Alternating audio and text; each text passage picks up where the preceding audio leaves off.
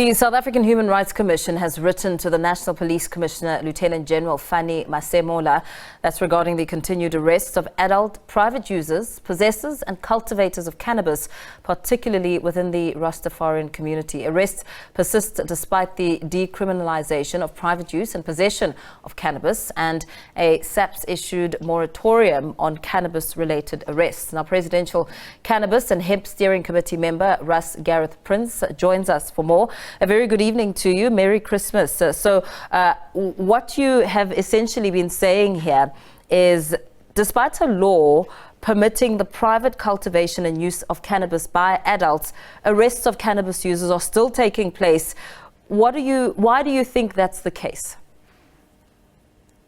Good evening, my sister. And although Rastafari don't celebrate Christmas, a very festive Christmas and festive time for other citizens, happy Kwanzaa to those who celebrate that.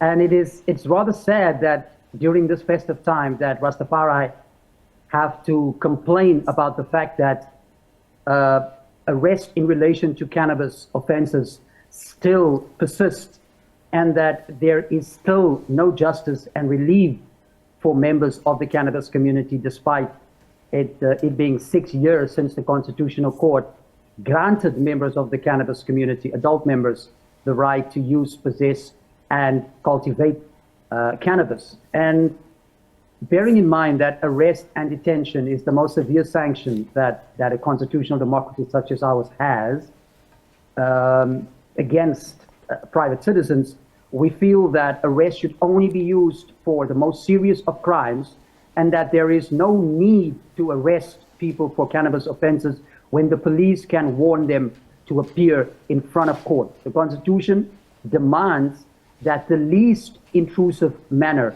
be used in order to secure people's attendance at court, if that is what is required. So legislation does not describe the quantity of cannabis in possession or cultivated by an adult to presume it was the unlawful dealing of cannabis. So with that in mind, what is the understanding on the directive? You know, Amalek, it's unfortunate that the police are placed in this uncomfortable position, because the bigger decision is the one that needs to come from the Department of Justice and the police ministry, as well as the DTIC.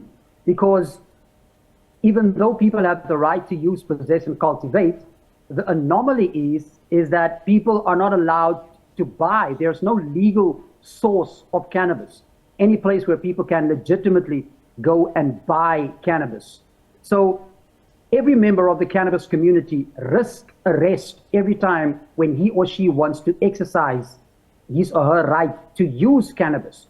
And 6 years into cannabis freedom, it is unacceptable that members of our community still have to face arrest for exercising a right and for doing something which society tolerates others in doing. You know, people that smoke tobacco, they don't get arrested. People that drink a beer at a shebeen, even though it is illegal to sell the alcohol there and to drink it there, they don't get harassed and arrested like members of the cannabis community. So we're saying that this naked preference and this unfair discrimination that the police are exercising against members of the cannabis community needs to stop, because we are no longer a police state. We are a constitutional democracy which places a particular emphasis on equality, dignity, and freedom, and all of that is threatened by unlawful arrests. Give us an example of some of the unlawful arrests that have taken place, some realities that people who are using cannabis are facing. People travel in a taxi. They've got 200 grams of cannabis on them. Police stop the taxi at a roadblock and arrest people for being in simple possession of cannabis. Sometimes you find that people travel in their cars. There's 4 people in the car. They've got 2 kilograms of cannabis within the car. Police arrest them on suspicion of dealing, when these are blatant violations. Police come to people's houses. They find 8 trees in a tent. Then it is reported that those people are running a hydroponic lab at their homes, whereas it is their right to cultivate trees.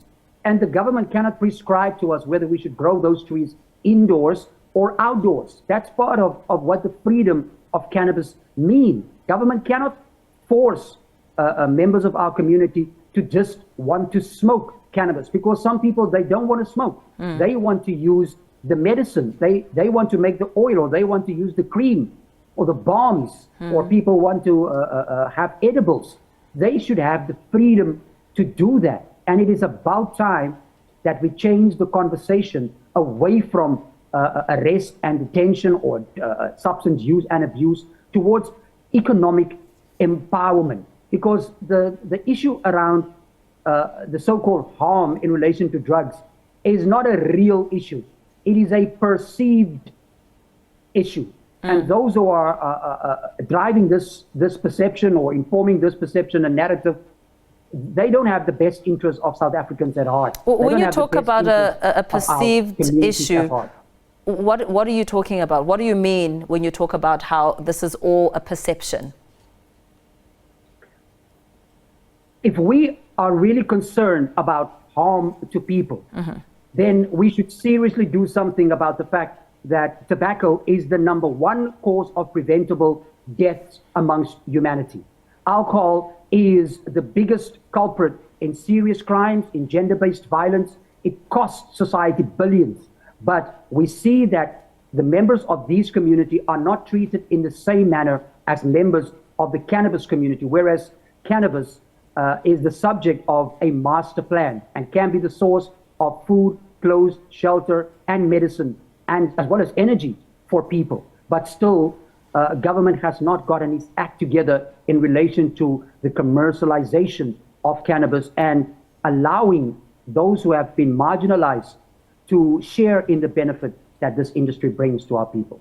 What kind of regulations do you think are required here? Because, I mean, we know that President Cyril Ramaphosa signed the Cannabis for Private Purposes Act in May of this year, and the use, possession and cultivation of cannabis by adults was decriminalized in 2018. How does this conversation, you made mention of how the conversation needs to change. How does it change when it comes to the nitty-gritties, the regulations?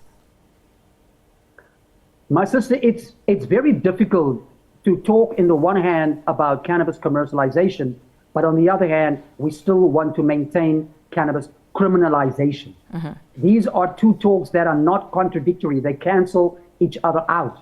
And we need to supplement our society. We need to change the conversation away from seeing cannabis as part of the problems of society and start seeing cannabis as part of the solution towards the challenges that we face within our society.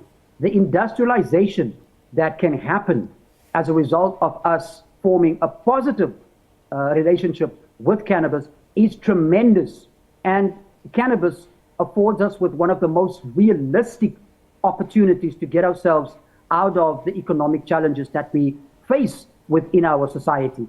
And it is high time that government get behind cannabis and warmly embrace it instead of the cold shrugs that we've experienced over the past 6 years. Very well. Thank you so much for speaking to us this evening. Presidential Cannabis and Hemp Steering Committee member Ras Gareth Prince.